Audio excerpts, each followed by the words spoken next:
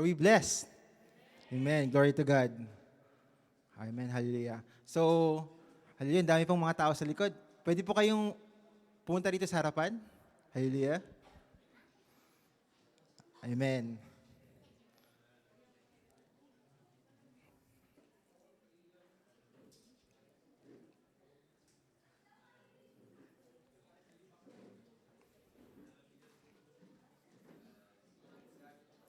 Blessed morning po, everyone. Pakisabi nga po sa katabi nyo, mapagpala ka kapatid, narito ka sa church. Amen. Hallelujah. So before I start, may I give a prayer? Hallelujah, Lord. Let's bow down our heads. Hallelujah, Lord Jesus. Thank you, Father God, sa umagang ito, Panginoon, Lord God. It's a Friday again. It's a first Friday, Father God, for this year, 2024, Panginoon, Lord. Salamat po, Panginoon, Lord God, sa kalakasan na binibigay niyo po sa amin, Panginoon, Lord God. Lord, humingi kami, Lord God, ng kapatawaran, Lord God, sa aming mga nagawang kasalanan, Lord God. Pakalinisin niyo po kami, Panginoon, Lord God, that may your presence, may your spirit, may your favor flow in us, Panginoon, Lord God. Lord, ihahanda namin ang aming mga tenga sa pagkakinig ng iyong salita, Panginoon, Lord God. Gamitin niyo po ako bilang lingkod mo, Lord God, as a vessel, Panginoon, Lord God. It's your word, Panginoon, Lord God, ang maibabahagi ko po, Panginoon, Lord God. Itago niyo po ako sa inyong likuran, Panginoon, Lord God, na ikaw po ang sentro ng church na ito. Ikaw po, Lord God, na sa harap ng stage, Panginoon, Lord God, dinadakila ka namin, pinupuri ka namin, sinasamba, pinapasalamatan. Maraming salamat po, Panginoon. In Jesus' name we pray, O God. Amen and amen. Hallelujah. Excited na po ba kayo? Amen.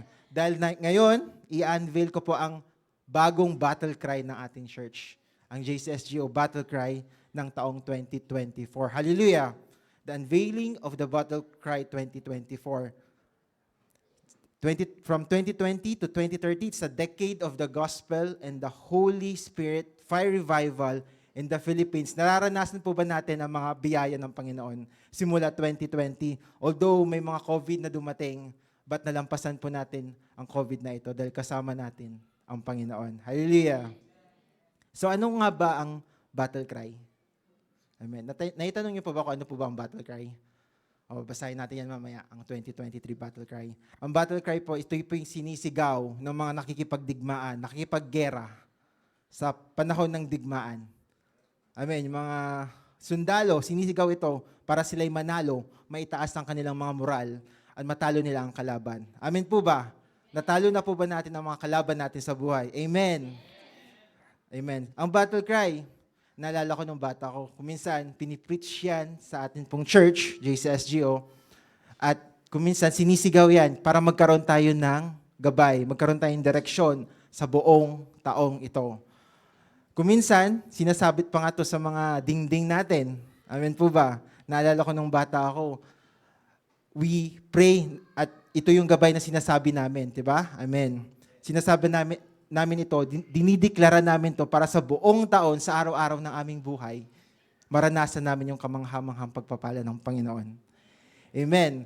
Excited na po ba kayo? I'm very excited dahil isi-share ko yung battle cry ng 2024. Nakaka-bless po siya. So, bago ko isimulan ang aking preaching, tumayo po tayo, isigaw natin yung battle cry ng 2023. Amen po ba? Amen. Hallelujah. So, 1, 2, 3, go. In Christ Jesus, we agree that we have the victory in 2023. Isa pa nga pa pong English. In Christ Jesus, we agree that we have the victory in 2023. Sa Tagalog po, kay Kristo Jesus, tayo ay magkaisa sa tagumpay at panalo sa taong 2023. Amen. Makakaupo na po kayo. Amen po ba? Palakpakan po natin ang Panginoon. Hallelujah, Lord. Excited na kami sa magiging battle cry ng 2024. Naranasan niyo po ba ang tagumpay ngayong taong, last year, 2023, last year lang yan. Amen. Ang dami ko naranasan na tagumpay, kabi-kabilaan ng mga tagumpay. Nakapasa ng board, nakapunta sa ibang bansa, but the Lord will give you the blessing, will give you the victory dahil lagi natin siyang sinisigaw. Last year, pwede pa rin natin siyang isigaw even this year. Ang tagumpay ng Panginoong Jesus ay bibigay at pagkakaloob niya sa atin. Amen. Handa na po ba kayo? So, let's jump in. So, number 1, ano nga po ba ang taon ng 2024? Maraming pumapasok sa isipan natin. Una sa lahat dyan, ito, number 1, year of the open door. Bukas na pintuan. Hallelujah. Handa na po ba nating buksan ang ating mga pintuan? Tanggapin ang mga pagpapala ng Panginoon? Open doors of opportunities. Open doors of new ventures. Open doors kung saan tayo dadalhin ng Panginoon sa kanyang linya, sa kanyang path. Ito po, according to the Hebrew calendar 5784, Dalet, in Revelation 3 verse 8, I know your works. See, I have set before you an open door, and no one can shut it, for you have a little strength, have kept my word, and have not denied my name. Amen po ba? So sa verse na ito, nakikita ng Panginoon yung mga kilos natin, yung mga ginagawa natin sa buhay. Alam ng Panginoon kung tapat ka sa Kanya. Alam ng Panginoon kung ano yung nararanasan mo sa buhay mo. But the Lord, that this year, He will open the door. Jesus is waiting.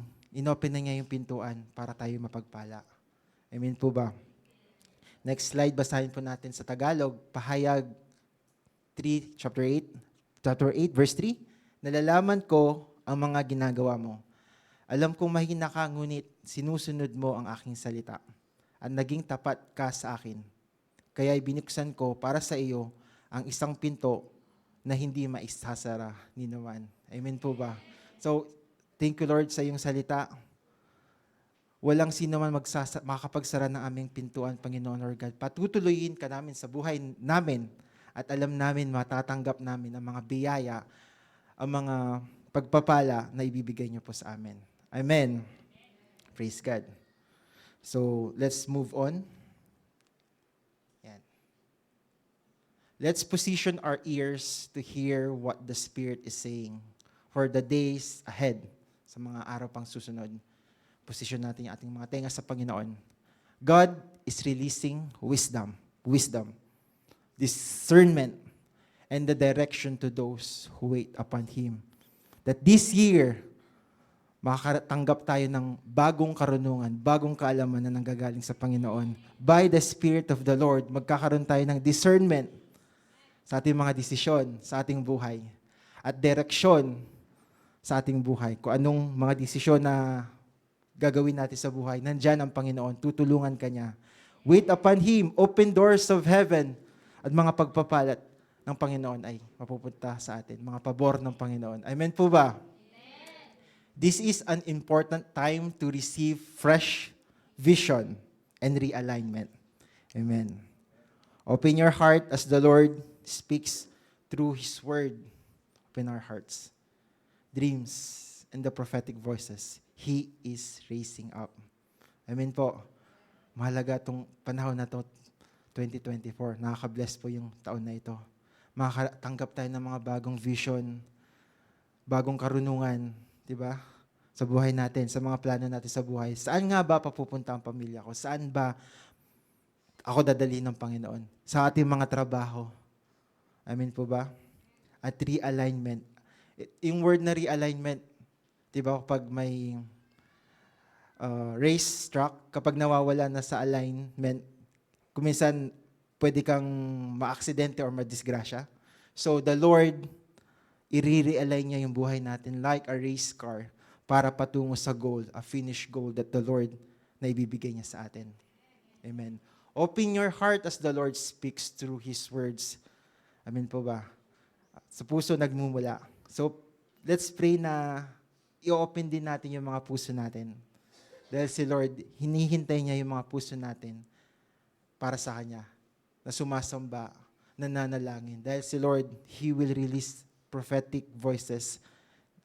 Bubulong lang niya yan eh. Ito, anak, ito ang plano ko sa'yo, makinig ka sa akin. Makinig ka sa akin. Hindi yung may mga plano tayo sa buhay na hindi will ni Lord. Sometimes napapahamak tayo. So, listen to the word of the Lord. Listen to the voice of God. He wants you. Anak ka niya, hindi ka niya pababayaan. And He will give you the blessings na sa'yo lang may bibigay ng Panginoon. Amen po. So, let's move on again. The Lord is removing hindrances and blockages that have kept us from experiencing the fullness of His Spirit. He longs for deep intimacy with each of us. Allow Him to shake awake anything stagnant. Be willing to let go of the old wineskins to receive the new wine He is pouring out. Tinatanggalan ng Panginoon yan, yung mga balakid ba, yung mga hindrances sa buhay natin. This 2024, kung ano man yung mga balakid sa buhay natin, kung ano yung mga problema na yan, alisin ng Panginoon yan. Mga harang yan eh. Amen po ba? Dahil yung fullness ng glory ng Panginoon ay mararanasin. He longs, hinihintay niya yung ating deep intimacy. Yung relasyon natin sa Panginoon, yung connection natin sa Panginoon. Allow Him to shake. Yugyugin niya ang buhay natin. Alisin niya yung mga stagnant ba? Yung, kuminsan nakakatamad pumunta sa church, nakakatamad bumangon ng maaga, kuminsan nakakatamad mag-pray. Those are the stagnant things, di ba? Nakakatamad magbasa ng Bible. Those things are stagnant that do not make us push through kung ano man yung gusto ng Panginoon para sa atin. Be willing to let go of old wineskins and to receive a new wine He is pouring out. Amen po ba? Handa po ba natin tanggapin ng bagong wine na nanggagaling sa Panginoon? This is a year of divine reset and restoration. Naalala ko nga kung meron nga lang push button to reset my life again. I want to do it. Kasi gusto kong pumunta sa gawin yung mga bagay na nakakabuti. But the Lord, this is the year of a divine reset, a divine restoration. Amen po ba? Hallelujah. Palakpakan po nga natin ng Panginoon. Praise God, hallelujah. It is a divine reset. I-reset niya ang mga buhay natin na naaayon sa Kanya. And we believe kasama natin ang Panginoon sa bago nating tatahaking landas, tatahaking buhay. I-restore niya kung ano man yung nawala sa atin. I-restore niya yung buhay natin. Ano man problema, God, we're going to restore our health, our finances. Magtiwala lang po tayo sa Kanya. Amen po ba? Walk through the door in a deeper relationship with Him and watch the transformation unfold. Pumasok tayo sa pintuan. Papasukin natin ang Panginoon. Ito ay bukas na pintuan. Ito ay ang ating relasyong deeper, a deep relationship with God. Kausapin natin siya araw-araw. At makikita natin yung transformation, 360-degree rotation na mangyayari po sa buhay natin. Mga kamangha-manghang bagay na hindi natin inaasahan, hindi natin ine-expect mangyayari sa buhay natin. Amen. So, let's move on. Number 2, Year of the Open Mouth. Ito po ay according sa Hebrew and Christian scholars, Pei. It is a decade of mouth. Actually, this is from 2020 to 2029. Ito ay bukas na bibig, our mouth. Amen po ba? Ano pong naiisip natin kapag sinasabi ko po ang bibig, the mouth? Amen po. Our mouth says anything. A mouth talks. A mouth sometimes can say negative things, bad things. Amen. Even mga masasamang bagay is a danger. But if we use our mouth for the glory of the Lord, mabibless tayo. Pwede natin gamitin ito sa kasamaan. Pwede natin itong gamitin sa kabutihan. But let's use our mouth wisely for the Lord. Basahin natin sa Psalms 103 verse 5. Who satisfies your mouth with good things so that your youth is renewed like the eagles? Amen po ba? May hint na kayo kung ano yung battle cry natin. May eagle who satisfies your mouth with good things so that your youth is renewed like the eagles. Amen po ba? Para tayong mga agila. Nabasa ko, ang agila, kahit matatanda na sila, ang lalakas pa rin nila. Kaya pa rin nila humuli. A strong beak and claws, kahit matanda na sila. And even 5 to 6 hours in mid-air, di sila napapagod. Ikakampay nila ang nilang mga pakpak.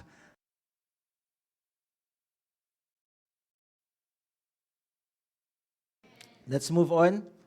This the decade we just entered into is the season of prayer, or the season of the mouth. Amen po.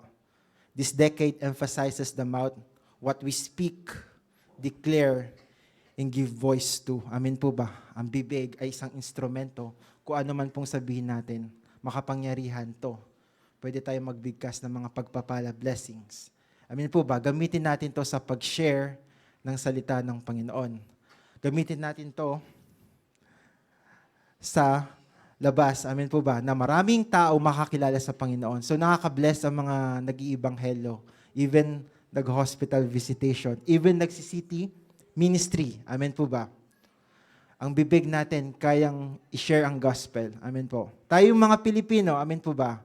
Alam niyo po ba tayo ay mga evangelist? Amen.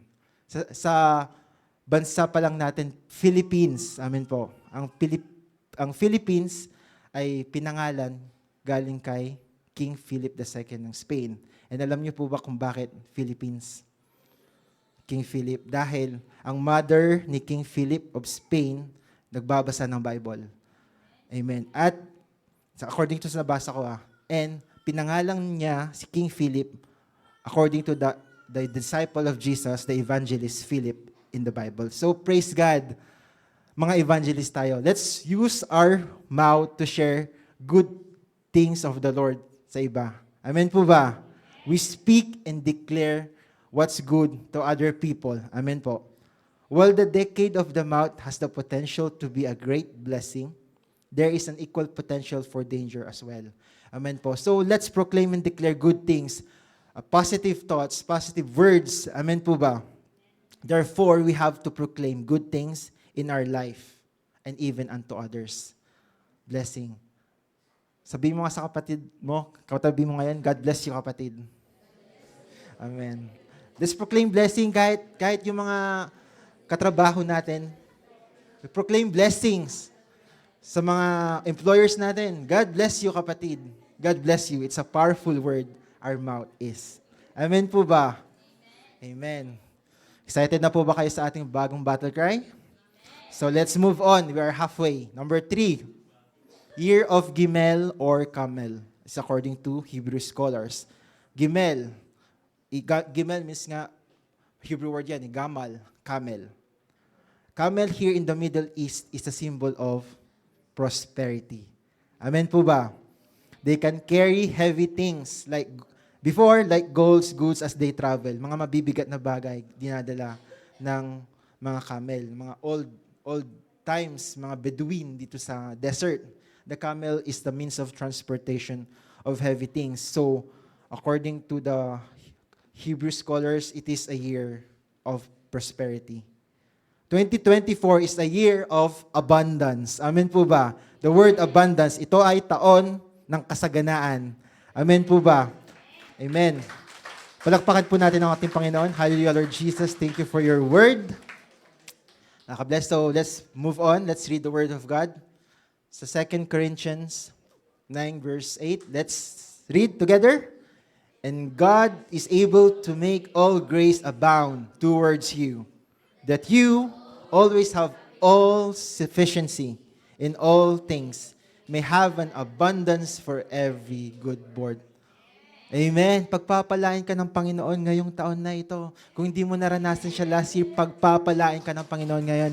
Hallelujah, Lord God. It's the abundance coming from the Lord. Nasasalita po niya yan. Hallelujah. Ito yung taon, ito yung battle cry na binigay sa atin ng Panginoon through prayer by the Holy Spirit's conviction. Amen po ba? Let's move on. This is a year of abundance. We have to welcome abundant mentality and always say bye-bye to poverty mentality. Magkaroon po tayo ng abundant mentality, kaya natin. Kaya ng sahod natin, pagpapalain tayo in our finances, not only finances or material things, but also in wisdom that comes from the Lord. Pagpapalain ka, bagong bahay, bagong lupa, bagong sasakyan. Amen. Trabaho, malaking sahod, increment, put up. Amen. Palakpakan natin, Panginoon. Promotions upon promotion. It will be an increase. It starts in our way of thinking. So, sa isip pa lang natin, magkaroon tayo ng abundant mentality. Amen po ba? Glory to God. Isipin natin, kaya natin. Isipin natin dahil si Lord, pagpapalain niya tayo, kaya natin. Kaya ng Panginoon na payamanin ka. Ilayo ka sa kahirapan. Amen po ba? Alisin natin yung poverty. Sa iba-iba, ito poverty mentality. Kaaway yan eh. Di ako maghihirap sa taong ito at sa mga susunod na taon. The Lord is with me. Amen. Hallelujah, Lord Jesus. We have a discernment from the Holy Spirit. It's the discernment of the Holy Spirit. Amen po. Everything begins from the heart. Sa puso nagmumula, kapatid. Kung ang puso natin wala sa linya ng Panginoon, paano tayo? Baka maghirap tayo at mahirapan pa tayo sa buhay. But if we align our heart to the Lord, God will guide us this year and throughout all days of our life. Amen po ba? It all starts in the way of our thinking. Amen po. Let's move on. Amen. Abundant mentality. Ito yung sabi dito, the Lord, ito yung mga pwede nating sabihin, the Lord is with me. I am blessed. Let's say blessings for us and unto others. We state blessings to our companies, to our employers, to our family. God bless my family. I pray for protection for my family, for me, and even, Panginoon, yung mga hindi pa nakakakilala sa inyo, Panginoon, or God, makilala ka, Panginoon. We are blessed. We can use by the Lord to be a blessing to unto others. And we can stop poverty mentality. Alisin po natin yan. I am poor, I cannot do anything. Yung confidence ba na magsalita sa harap? Amen po ba?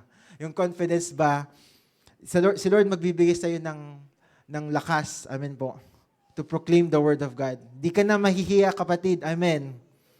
Alisin natin ang ating poverty mentality. Praise God. Hallelujah. Let's move on. Ito yan. Kaya lagi nating sabihin, ako ay masipag sa pagbabasa at pagsunod sa salita ng Diyos. Lagi rin natin sabihin yan, is an abundant mentality. Tayo ay masipag araw-araw sa pagbabasa at pagsunod sa salita ng Diyos. Tayo masipag mag-devotion, tayo masipag pumunta sa church, tayo masipag sometimes, di natin nagagawa, mag-share ng iyong salita, mag-city ministry. Amen po ba? Even pumunta sa ating hospital visitation. Dahil yun po ay magbibigay ng blessing sa ibang tao at makikilala nila ang Panginoon. Kung sila ay naliligaw man, diba? Mai-align din po ang kanilang mga buhay. Always confess natin ito to ourselves. Kaya natin. Without the Lord, we cannot do anything, but with the Lord, we can do all things. List some scriptures from the Bible na pwede nating ipamuhay. Amen po ba? Ginagawa po ba natin yon? Naalala ko yung nag-take ako nung college or nag-take ng board exam, I list all good things na Bible verses para lang makapasa sa board exam, para lang makapasa nung ako estudyante pa noon. Even until now, I'm listing Bible verses. Everything is possible through the Lord Jesus Christ. Luke 1:37, I can do all things through Christ. Philippians 4:13. Amen po ba? Marami. Jeremiah 33:3, call to me and I will show you great and mighty things which you know nothing about. Amen po. Maraming verses sa Bible na pwede nating ipamuhay at gawin nating lifestyle sa buhay po natin. Amen. Even healing. Amen. Basahin po natin Isaiah 53 verse 5. But He was pierced for our transgressions. He was crushed for our iniquities. The punishment that brought us peace was on Him. And by His wounds, we are healed. Amen po ba? Praise the Lord. Itong salita na ito, lagi ko siyang sinasa puso dahil if you proclaim healing, use this word. Kasi lahat ng nalatay, sugat ng Panginoon, lahat ng sugat niya na pinako sa krus ng Panginoon, bawat nun, there is a resemblance of sicknesses or disease here in the world. So kung gaano kadami yon, I forgot how many lashes it is, how many wounds the Lord receive, may katumbas yan, even cancer, even tumors, or even COVID, anumang sakit yan, the Lord heals. And by the power of our Lord Jesus Christ, you will be healed. Amen po ba? Sa mga nanonood po sa ating online. Amen. Sa ating Panginoong Jesus ay lagi tayong may pag-asa. Amen. Laging may hope sa Panginoon. Sa Panginoon, bibigyan tayo ng pag-asa sa ating buhay. And we believe that kung tayo man nasa problema, nasa deep problem man tayo, walang liwanag, sometimes the Lord, panalangin lang tayo, hanapin natin Panginoon, bukas ang pintuan, papasukin natin siya. And there is hope. Lord, give us hope. Amen po ba?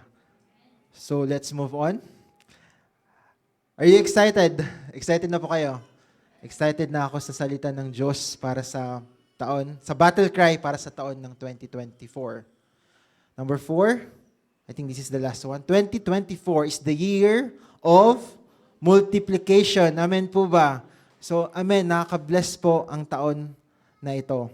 According to Acts 9 verse 31, then the churches throughout all Judea, Galilee, and Samaria had peace and were edified.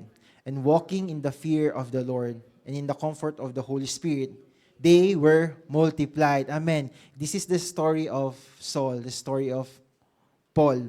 Nung Saul pa siya before, na pinipersecute niya mga believers of Jesus Christ. But he was changed yung nabulag siya. Nagpakita ang Panginoon sa kanya, Holy Spirit. And nakakita siya muli. Ginamit si Paul ng Panginoon upang mag-share ng kanyang salita. At ito ay lumaganap sa buong, dito po, Judea, Galilee, at Samaria. And even now, we can be multiplied. Nakikita niyo po sa mga katabi niyong mga upuan na walang nakaupo, magkakaroon ng taong makakaupo dyan. Amen po ba? Dadami po tayo. Hallelujah, Lord. Magpagamit tayo sa Panginoon like Paul, i-bless kanya ng kanyang salita nang gagaling sa Panginoon.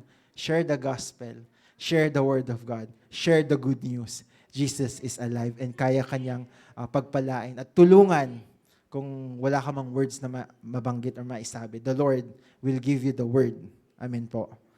This is the year of multiplication. Magpapalain ka ng Panginoon. So let's move on. God is guiding us in our prayer of direction in this year 2024. Amen po ba? The word is the multiplication. Ito po. When Apostle Mel Mullen came to JCSGO, Central Church, sa main church natin po sa Cubao, Philippines, to be our guest speaker during 2022 church anniversary, he prophesied to us that our year 2024 is a year of multiplication. Amen po ba? He will multiply, the Lord will multiply our finances. He will multiply our wisdom, hindi lang materially, but in soul, na nakakakilala sa Panginoon. In numbers, our churches, amen po ba? Wala lang tayo sa Zinj, ang JCSGO, lalaganap pa yan hanggang sa Manama, hanggang Sitra, every places here in Bahrain, lalaganap ang salita ng Diyos. Magtatayo po tayo ng mga churches, hindi lang po dito sa Bahrain, sa Middle East, even in other countries like Saudi, Qatar, Oman, every place, UAE, Dubai. Handa na po ang mga pastor natin. Amen po ba? The pastors in the making. Amen po. Hallelujah. We will multiply in numbers. Ito ay taon ng pagdami. A year of increase. A year to prosper. God will going to prosper you. Your knowledge about God, the wisdom na nanggagaling sa Panginoon, lalalim pa. Amen po. Our businesses, amen, our ating mga trabaho, promotion, ipopromote ka ng Panginoon, increments. Hallelujah. I-claim na natin yan. I-claim natin ang mga pagpapala ng Panginoon dahil mangyayari ito sa buhay natin. Amen po ba? Kung nakikita nyo po through our eyes, nakikita nyo po ay napaka-imposible.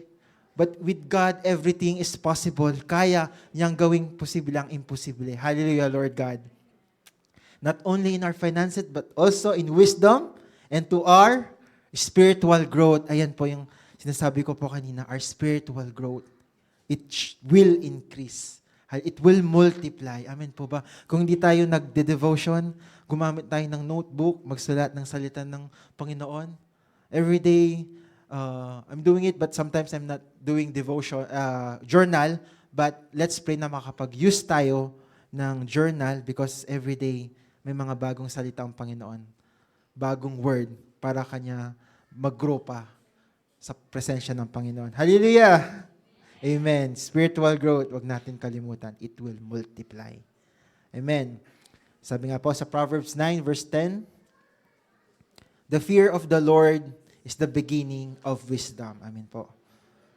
And the knowledge of the Holy One is understanding. Ayun po, yung takot natin sa Panginoon, ito po yung magsisimula ng ating karunungan. Let us walk in the fear of the Lord. Takot tayong gumawa ng kasalanan. Amen po ba? Amen. Praise God. Ito po. Okay, next slide please. Okay, let's read. Ako na lang magbabasa, mahirap siya basahin. Feeding the 5,000. Ito yung binigay sa aking word ng Panginoon nung binigay sa akin ni Pastora yung topic ko, the unveiling of the battle cry, the multiplication. I will read this for you. After these things, Jesus went over the Sea of Galilee, which is the Sea of Tiberias. Then a great multitude followed him.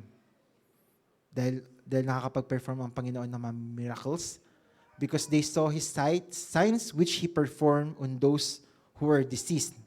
And Jesus went up on the mountain, and there he sat with his disciples. Ito si Philip. Philip answered him, 200 denarii worth of bread is not sufficient for them, that every one of them may have a little. Diba? Nag-doubt si Philip na hindi kaya ng Panginoon pakainin ang 5,000 people. One of his disciples, Andrew, Simon Peter's brother, said to him, there is a lad here, a boy, who has 5 barley of loaves, 5 tinapay at 2 small fish. Sabihin natin bangus, 2 bangus. Amen. But what are they among so many? Pero napakarami pa rin nila. O onti to. Then Jesus said, make the people sit down. Now there was much grass in the place. So the men sat down. Organized din ng Panginoon. Sa kadami-daming tao, pinaupo ng Panginoon ng mga taong 5,000 people under grass para maibahagi niya yung mga pagkain. So the men sat down in number about 5,000. Ito na po. And Jesus took the loaves and he had given thanks. Pasalamat siya sa Panginoong Diyos. He distributed them to the disciples and then disciples to those sitting down. And likewise of the fish as much as they wanted. Dumami po ang pagkain. Dumami po yung 5 loaves of bread. It multiplied na umabot pa ng 5,000 at later verses, may mga sobra pa nga eh. Sobra-sobra, it's more than enough. God will going to bless you. More than enough. More than you need. Amen po ba? Praise the Lord for your word, Lord Jesus. Amen po. Let's move on. Ang taon 2024, ito ay bukas na taon. Amen po ba? Amen. Let's read the word of God. Psalms 84 verse 11. For the Lord God is a sun and shield. The Lord will give grace and glory. No good thing will withhold from those who walk uprightly. Amen po ba? Let's start our year right. Let's start this year blameless. Righteous walking to the Lord uprightly. Amen po ba? Alisin natin, iwasan natin anumang kasalanan. Kung nagkaroon man tayo ng kasalanan, humingi tayo ng kapatawaran sa Panginoon. 1 John 1:9, if you confess your sins, you are faithful and just. And He, the Lord, will forgive all our sins. Make sure that at the end of the day, humingi tayo ng patawad sa Panginoon. Amen po ba? At mararanasan natin ang bukas na taon ngayong 2024. Amen po ba? Excited na akong i-share yung battle cry. Isaiah 60 verse 1 to 2. Let's read. Arise, shine, for your light has come, and the glory of the Lord is risen upon you. For, behold, the darkness shall cover the earth, and deep darkness the people, but the Lord will arise over you, and His glory will be seen upon you. Amen! Hallelujah! Kung ang paligid natin ay puno ng darkness, secular word, left and right, magulo, amen?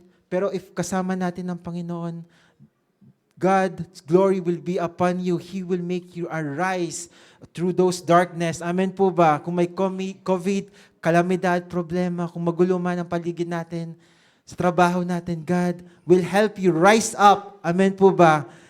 He will give you the light that comes from the Lord. Amen po ba? Magniningning ka kapatid. Tignan nyo nga po yung kapatid nyo. Kung nagniningning sila, hallelujah Lord. With the Lord, magniningning ka kapatid. Hallelujah. Amen. Hallelujah. Amen. Handa na ba ang lahat?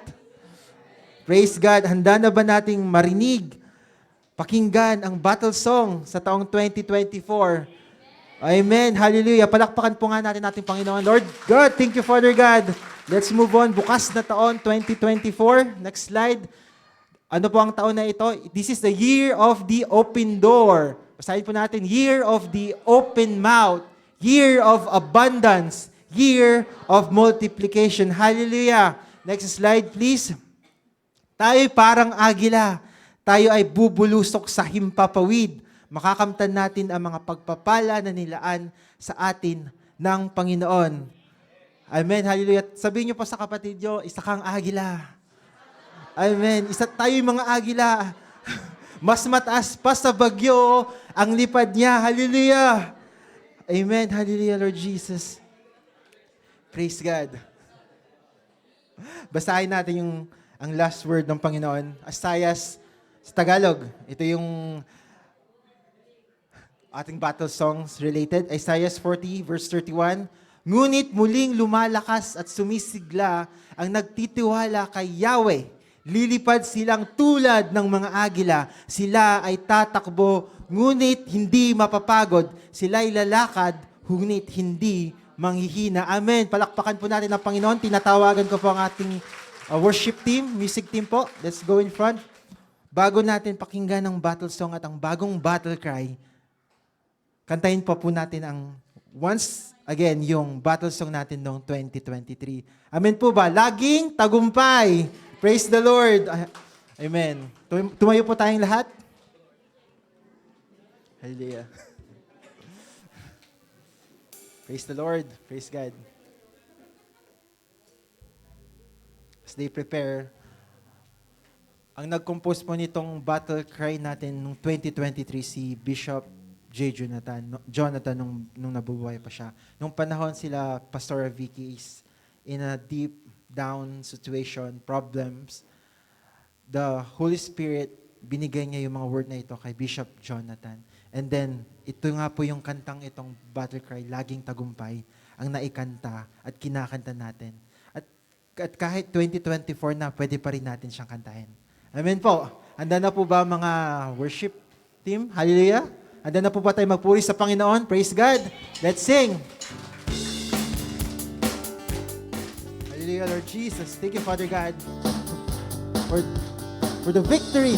Hallelujah, Lord. Thank you, Father God. Nagmumukmok dyan sa isang sulok. Di mo ba alam na maraming lamok? Huwag kang mangamba, sa Diyos magtiwala ka.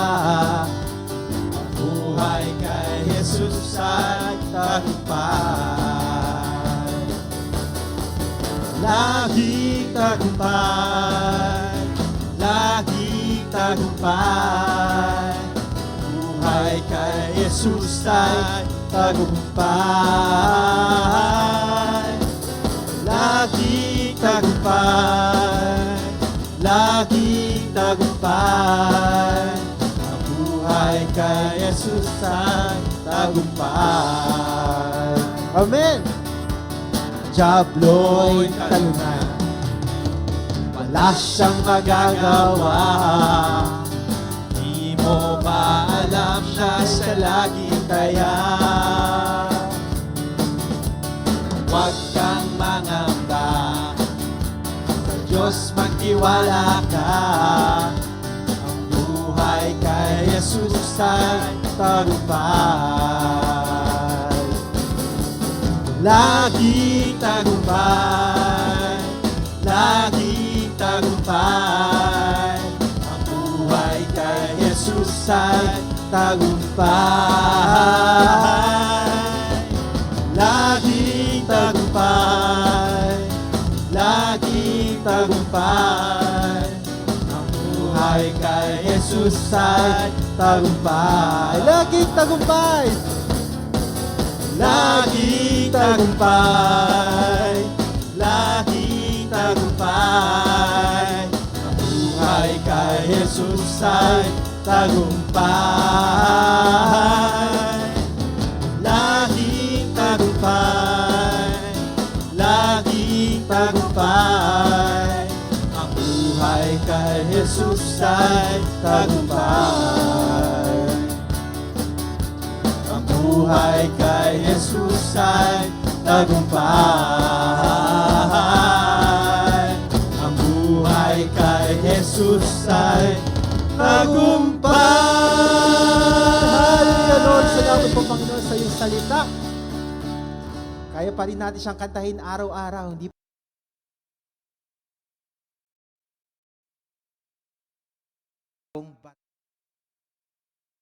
Hallelujah. Praise the Lord. Na-bless po ba ang bawat isa? Amen. Let's welcome 2024 with the Holy Spirit and Jesus Christ in our life. Amen. Meron nga pong dance step po yan eh. Ganito po. Opo. Kakampay po natin mga pakpak, parang mga agila. Lilipad pa tayo, mas mataas pa sa mga ulap, mas mataas pa sa bagyo. Amen po. Praise God.